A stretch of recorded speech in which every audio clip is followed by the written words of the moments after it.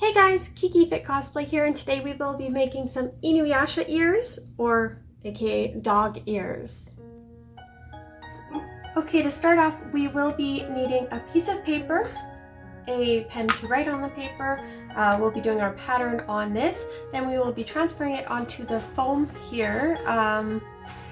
You can really use any thickness. I wouldn't go too thin. This one's, I don't remember. This is also handy. It is wire that you will put around the edge of the ear to keep its shape, and you'll need scissors to cut the hair or paper or whatever you're cutting.